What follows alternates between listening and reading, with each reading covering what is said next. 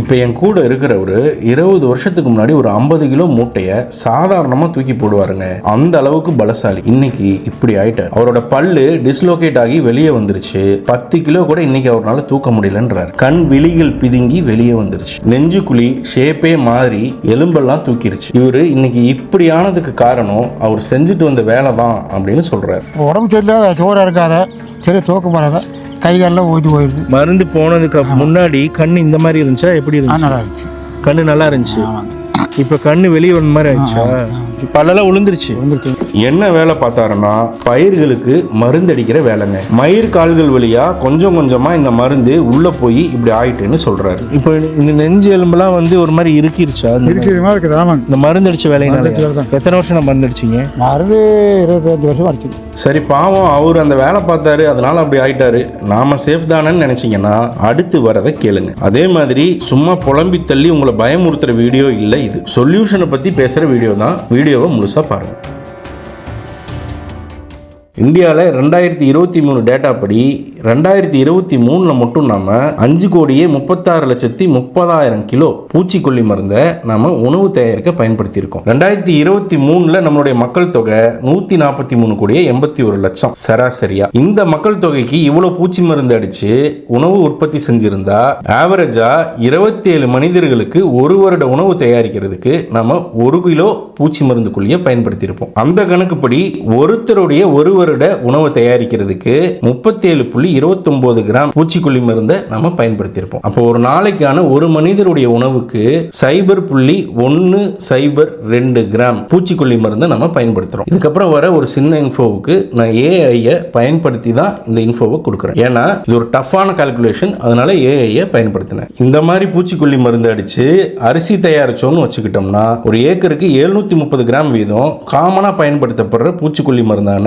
ஆஸ்பேட்டுங்கிற மருந்து அடிச்சு அரிசி தயாரிச்சோம்னா அதை பார்பாயிலிங் பண்ணி, அதாவது வேக வச்சு உண்மையெல்லாம் நீக்கி ஒரு ப்ராசஸ் பண்ணுவோம்ல, அதெல்லாம் பண்ணி நம்ம அரிசியை வேக வச்சு சாப்பிடும்போது ஒரு நாளைக்கு 3 முறை ஒரு மனிதன் அரிசி சாப்பிட்டு வந்தால் நம்ம உடம்புக்கு ஒரு நாளைக்கு 0.03 மில்லிகிராம் அளவிலான இந்த பூச்சிக்கொல்லி மருந்து எக்ஸ்போஸ் ஆகுதுங்க. அதாவது நம்ம உடம்பு 0.03 மில்லிகிராம் அளவிலான பூச்சிக்கொல்லி மருந்தை எவ்ரிடே ஃபைட் பண்ணுது. இது அக்யூரேட் வேல்யூஸ்னு சொல்ல முடியாது, ஒரு தோராயம் தான். 140 கோடி மக்களுக்கான உணவுல இருந்து ஒரு சம் டவுன் பண்ணி ஒரு மனிதருக்கு ஒரு நாள்ல என்ன பாதிப்புன்னு அக்யூரேட்டா சொல்றது இம்பாசிபிள்ங்க. சோ தோராயமான வேல்யூ தான் சொல்லியிருக்கோம். இது என்ன 0.03 mg தானே, அவ்வளோண்டு பூச்சிக்கொல்லி மருந்துனால என்ன பாதிப்பு வந்துட போகுதுன்னு நீங்க நினைச்சீங்கன்னா இந்த சிந்தட்டிக் பூச்சிக்கொல்லி மருந்துகளோட துவக்கம் எங்கன்னு தெரிஞ்சா மேபி நீங்க வேற மாதிரி யோசிக்கலாம்.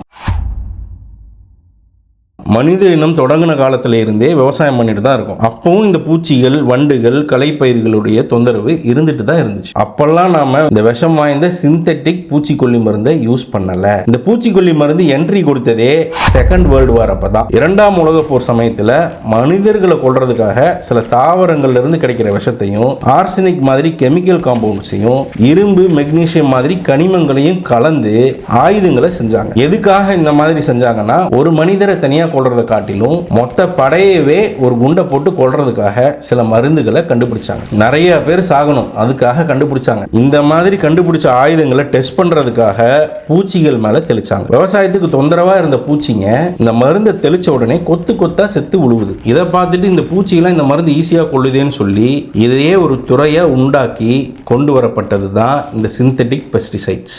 எந்த நாடு வல்லரசு ஆகுங்கிற போட்டியில வெறித்தனமா சயின்டிபிக் டெவலப்மெண்ட்ஸை இறக்கி தொலைவை குறைக்கிறதுக்காக வாகனம், அதிக மக்களை கொள்றதுக்காக அணுகுண்டு, இப்படி பைத்தியகாரத்தனமா சயின்ஸை யூஸ் பண்ணி பண்ணின இன்னொரு முட்டாள்தனம் தான் இந்த அதிக பூச்சிகளை கொல்லணும்னு வந்த பெஸ்டிசைட்ஸ். மனுஷனை கொல்றதுக்காக பிரத்யேகமா தயாரான மருந்து தான் இன்னைக்கு உருமாறி பயிர்ல தெளிக்க பயன்பட்டு வருது. ஆக இந்த 0.03 mg பாய்சன் மனித உயிரை எடுக்கிறதுக்காக வந்த ஒரு சர்டிஃபைடு கில்லர்ங்கிறது தான் என்னுடைய கருத்து. இந்த 1940களில் இருந்து வந்த சயின்டிபிக் டெவலப்மெண்ட்ஸ் எல்லாமே சயின்ஸ் உடைய கருப்பு பக்கங்கள் அல்லது கருப்பு நாட்கள்னு தான் நான் சொல்லுவேன். ஆனா இதே சயின்ஸை வச்சு இன்னைக்கு நடந்த தப்ப ரெக்டிஃபை பண்றவங்களும் உண்டு. ஒரு அற்புதமான பொருளை இதே சயின்டிபிக் அட்வான்ஸ்மெண்ட்டை வச்சு கொண்டு வந்திருக்காங்க. என் கையில வச்சிருக்கிற பூச்சிக்கொல்லி மருந்து தான் அது. சிந்தட்டிக்கா 1940 இருந்து கொண்டு வந்து பூச்சிக்கொல்லி மருந்துன்னு ஒன்று கொடுத்தாங்கல்ல, அதை கொண்டு போய் ஒரு பயிர் மேல தெளிச்சா அந்த பயிரை சாப்பிட வந்த வண்டும் புழுகும் பூஞ்சையும் மட்டும் சாகாது, அந்த பயிருக்கும் நமக்கும் நல்லது செய்ய வந்த மகரந்த சேர்க்கை செய்ய வந்த தேனி பூச்சியும் சாகும், தட்டாம்பூச்சியும் சாகும், பட்டாம்பூச்சியும் சாகும். இந்த மருந்தால உடல் ஃபுல்லா நனைஞ்சு செத்து கிடக்கிற இந்த பூச்சியை சாப்பிட வந்த சிட்டுக்குருவியும் சாகும், கறிக்குருவியும் சாகும். அதாவது நம்ம கொல்ல வேண்டியது ஒருத்தரை தான், ஆனா அந்த ஒருத்தரை கொல்ல போய் ஒரு பாவமும் தெரியாத 10 பேர்த்த நமக்கு நல்லது செஞ்சுட்டு இருந்த 10 பேர்த்தையும் சேர்த்தி கொள்ற மாதிரி இது. இந்த வீடியோல இப்ப என் கையில் இருக்கிறதும் ஒரு பூச்சிக்கொல்லி மருந்து தாங்க. இது இன்னைக்கு அறிவியலை பயன்படுத்தி இப்போ தயாரிக்கப்பட்ட பயோ என்சைம் கொண்ட ஒரு பூச்சிக்கொல்லி மருந்து. இந்த மருந்து மற்ற எந்த உயிரையும் பாதிக்காது. இது எந்த அளவுக்கு மனிதர்களுக்கு ஹார்ம்லெஸ்னு காமிக்க இந்த மருந்தை வச்சு நான் முகம் கழுவியே காமிச்சிட்டேங்க. இதை யாரும் எந்த மருந்தை வச்சும் ட்ரை பண்ண வேணாம்னு கேட்டுக்கிறேன். ஒரு டிஸ்க்ளைமரா சொல்லிக்கிறேன். எல்லாத்தையும் விட முக்கியமான விஷயம், இந்த பயோ ஆக்டிவ் மருந்து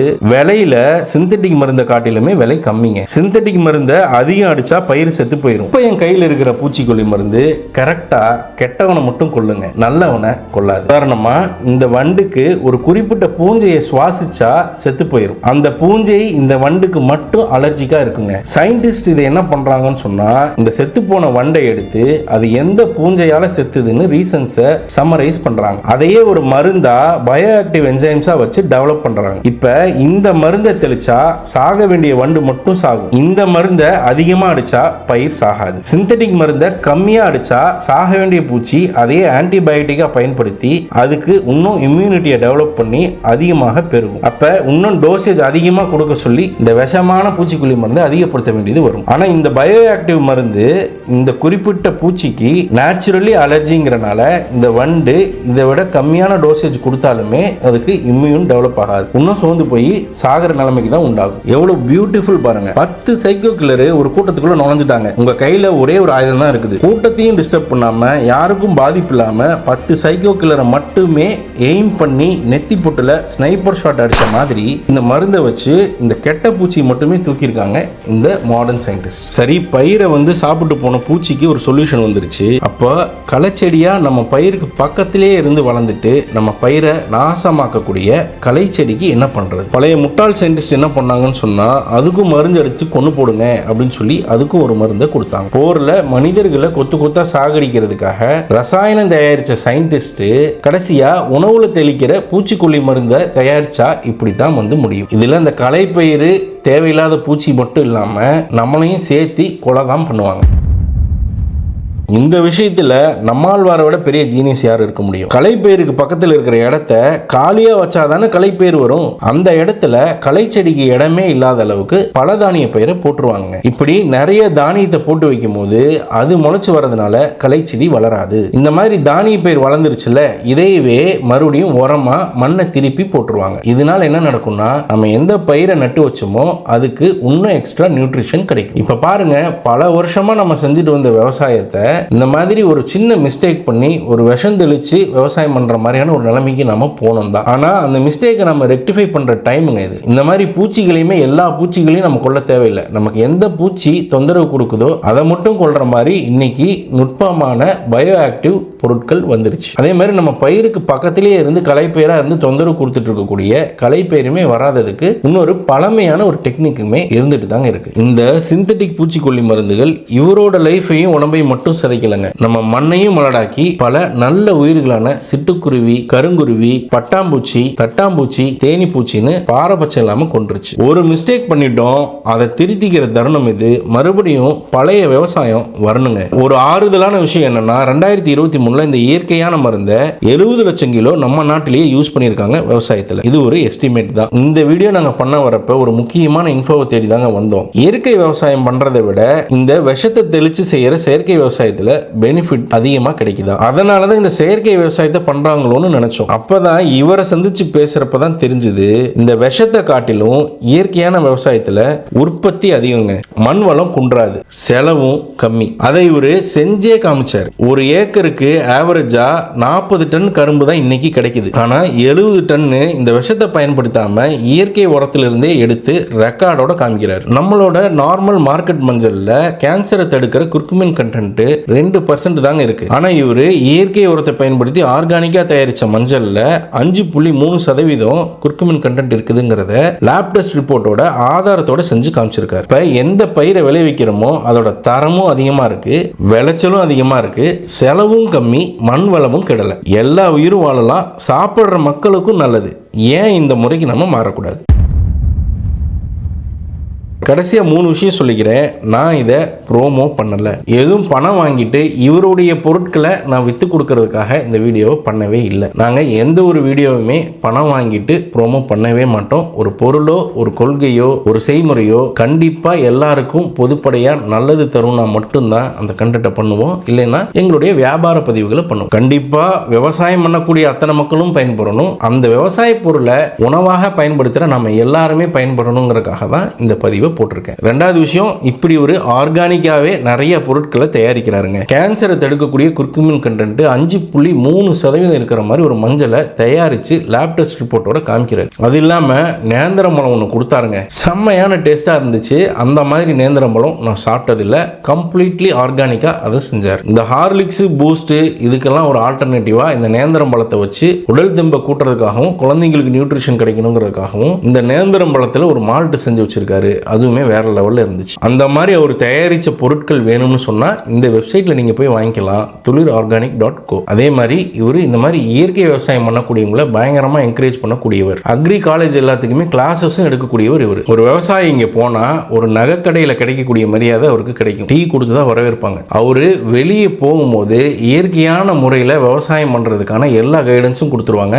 ஒரு விவசாயி கையில் கொஞ்சம் மண்ணை கொண்டு வந்து கொடுத்தா இலவசமாக அதை டெஸ்ட் பண்ணி அந்த மண் வளத்தை இயற்கையாக எப்படி அதிகப்படுத்துறதுன்னு சொல்லி கைட் பண்ணி ஆல்ரெடி அவர் செயற்கை உரத்தை பயன்படுத்தி எவ்வளோ செலவு பண்ணிட்டு இருக்காரோ அதை விட கம்மியான செலவில் இயற்கை உரத்தை பயன்படுத்தியே செய்ய முடியுங்கிறத காமிச்சும் கொடுத்துருவாங்க. அந்த மாதிரியான கைடன்ஸ் வேணும்னாலுமே இவரை நீங்கள் கான்டாக்ட் பண்ணலாம். இவருடைய லொகேஷன் தரேன், பண்ணாரி அம்மன் இயற்கை வேளாண்மை நிலையம். 3வது விஷயம், இந்த மனிதருக்கு வேலை கொடுங்க. இவர் என்கிட்டயுமே வேலை கேட்டார், என்கிட்ட அந்த அளவுக்கு வேலை இல்லைங்கண்ணா அப்படின்னு சொல்லிட்டு வந்திருக்கேன். இவர் ஈரோடை சார்ந்தவர், இவருக்கு 2 குழந்தைங்க இருக்காங்களாம். ஆனால் இதனால பாதிக்கப்பட்டதுனால எங்கேயும் என்னால் வேலைக்கு போக முடியலன்னு சொல்லி கவலைப்பட்டார். இப்போவும் சொல்கிறேன், குழந்தைகளை வச்சு தான் கவலைப்பட்டார். என் குழந்தைங்களுக்கு நான் ஏதாவது செய்யணும், அவங்கள கரை சேர்த்தணும், அதுக்கு நான் உழைக்கணும்னு சொல்கிறார். இவருக்கு ஈரோட்டில் ஏதாவது ஒரு வாட்ச்மேன் வேலை கிடைச்சா கூட சொல்லுங்க, கண்டிப்பாக வந்து செய்வேன்றார். அது எல்லாத்துக்கும் மேலே நான் ரொம்ப இம்ப்ரெஸ் ஆன இன்னொரு விஷயமும் இருக்குது. முன்னெல்லாம் ஒரு மண் எடுத்துகிட்டு போய் கொடுத்து இந்த மண்ணில் என்ன விளையும்னு சொல்லி கேட்பாங்க. அதை டெஸ்ட் பண்ணி லேப் ரிப்போர்ட்டில் இந்த மண்ணுக்கு இது போட்டால் விளையுங்க, இந்த பயிர் போட்டால் விளையுங்கன்னு சொல்லி அனுப்புவாங்க. ஆனால் வெறும் இயற்கை விவசாயத்தை மட்டுமே பயன்படுத்தி